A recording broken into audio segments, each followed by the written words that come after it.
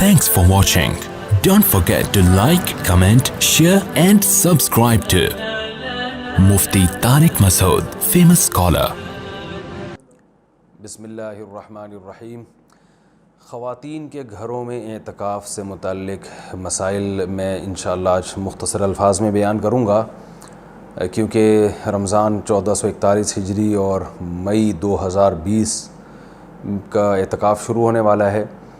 تو خیال ہوا کہ اس بارے میں کچھ اہم مسائل بیان کر دیے جائیں. سب سے پہلے تو یہ بڑا اختلافی مسئلہ چلتا ہے کہ خواتین کے لیے گھر میں اعتکاف کرنا جائز بھی ہے یا نہیں ہے. تو اس اختلاف کو بھی میں بہت ہی مختصر انداز میں بیان کروں گا. بہت سے فقہا کے نزدیک خواتین کے لیے گھر میں اعتکاف جائز نہیں ہے، اور ان کی دلیل قرآن کی آیت ہے وَأَنْتُمْ عَاكِفُونَ فِي الْمَسَاجِدِ،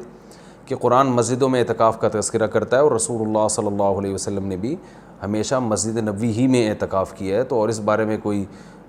ہمیں کوئی دلیل الگ سے نہیں ملتی کہ عورت جو ہے وہ گھر میں اعتکاف کرے گی اور مسجد میں اعتکاف اس کے لیے جائز نہیں ہے، ایسی کوئی دلیل نہیں ملتی. تو اس بیس پہ بہت سے فقہا اس طرف گئے ہیں کہ عورت کے لیے گھر میں اعتکاف کرنا جائز نہیں ہے، اور یہ بھی ایک مضبوط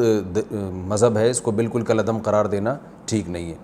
لیکن حنفیہ اس طرف گئے ہیں، جو فقہائے حنفیہ ہیں وہ اس طرف گئے ہیں کہ عورت کے لیے مسجد میں اعتکاف اگر وہ کرے گی ہو تو جائے گا،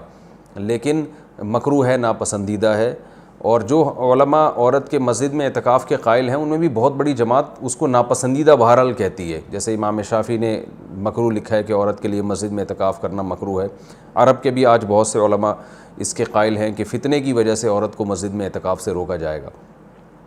لیکن گھر میں اعتکاف جائز بھی ہے یا نہیں ہے، تو بہت سے فقہاء اس طرف گئے ہیں کہ عورت گھر میں اعتکاف نہیں کر سکتی. لیکن حنفیہ، علماء حنفیہ، امام ابو حنیفہ اور ان کے شاگرد اور آج تک فقہاء حنفیہ کی یہی رائے ہے کہ عورت گھر میں اعتکاف کر سکتی ہے. اور اس میں اختلاف فقہاء میں اس وجہ سے ہوا کہ دلائل میں اختلاف ہے. رسول اللہ صلی اللہ علیہ وسلم نے امہات المومنین کو حکم دیا تھا کہ مسجد میں جب انہوں نے نبی صلی اللہ علیہ وسلم کے ساتھ اعتکاف کے خیمے لگائے تو آپ نے ان خیموں کو اکھاڑنے کا حکم دیا. اس کے بعد حدیث میں آتا ہے کہ نبی صلی اللہ علیہ وسلم کے دنیا سے جانے کے بعد امہات المومنین ہر سال اعتکاف کیا کرتی تھیں. اب اس میں یہ تشریح نہیں ملتی کہ مسجد میں کرتی تھیں یا گھر میں کرتی تھیں. تو جو حضرات کہتے ہیں کہ مسجد میں اعتکاف کرے گی عورت، گھر میں اعتکاف جائز ہی نہیں ہے، وہ کہتے ہیں کہ مسجد میں کرتی تھیں، اور دلیل وہی دیتے ہیں کہ بھئی اعتکاف کا محل تو قرآن سے پتہ چلتا ہے مسجد ہے. اور جو علماء جیسے حنفی فقہا وہ اس طرف گئے ہیں کہ نہیں وہ گھر میں کرتی تھیں. ان کی دلیل یہ ہے کہ نبی صلی اللہ علیہ وسلم نے جب مسجد میں ان کے خیمے اکھاڑ دیے تو اس بات پھر یہ بعید ہے کہ وہ مسجد میں اعتکاف کرتی ہوں، کیونکہ مسجد میں بیٹھنے کو نبی نے ناپسند کیا تھا. تو میرا مقصد، صرف بتانے کا مقصد یہ ہے کہ کیونکہ اختلاف اور فرقواریت کا دور ہے نا، تو کوئی بھی کسی دوسرے کی دلیل کو نہ سننے کے لیے تیار نہ ماننے کے لیے تیار. تو اس بارے میں دونوں طرف مضبوط دلائل ہیں. امام شافعی، امام احمد ابن حنبل اور امام مالک اس طرف گئے ہیں کہ عورت کے لیے گھر میں اعتکاف جائز نہیں ہے. اور مسجد میں اعتکاف کرنا ہے یا نہیں کرنا، تو اس پر تو سب کا اتفاق ہے کہ ہو جائے گا، لیکن مکروہ ہے، ناپسندیدہ ہے. زیادہ تر علماء کی یہی رائے ہے.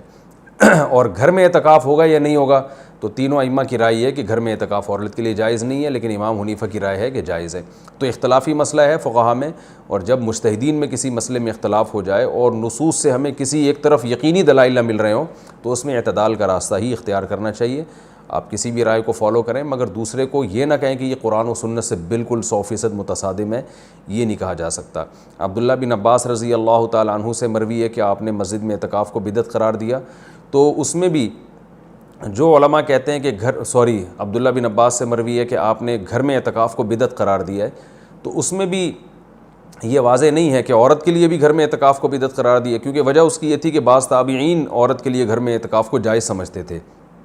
تو عین ممکن ہے کہ عبداللہ بن عباس کا مقصد ان لوگوں پہ رد کرنا ہو کہ جن لوگوں نے مردوں کے لیے گھر میں اعتکاف کو جائز کر دیا، ان کے عمل کو بدعت قرار دے رہے ہو. بہرحال مختصر میں جو خلاصہ میری بحث کا یہی ہے کہ دونوں طرف دلائل ہیں، اور دونوں طرف کسی بھی رائے کو آپ ایسے نہیں کہہ سکتے کہ بس یہی عین قرآن و سنت ہے اور باقی سراسر گمراہی ہے. کسی بھی کی بھی کوئی رائے ہو کسی کی، وہ اپنی رائے کو بیان کر سکتا ہے. تو ہمارے ہاں بر صغیر میں چونکہ فقہ حنفی کو فالو کیا جاتا ہے، تو اس لیے خواتین مسجدوں میں گھر میں بہت بڑی تعداد میں اعتکاف کرتی ہیں. تو اس لیے میں نے سوچا کہ میں گھر میں جو خواتین اعتکاف کریں گی ان کے مسائل میں بیان کر دوں، کیونکہ بہت زیادہ اس بارے میں سوالات پوچھے جاتے ہیں. جو خواتین گھر میں اعتکاف کریں گی وہ گھر میں ایک مخصوص کمرے کو جس میں عام طور پہ وہ نماز پڑھتی ہیں وہ خاص کر دیں،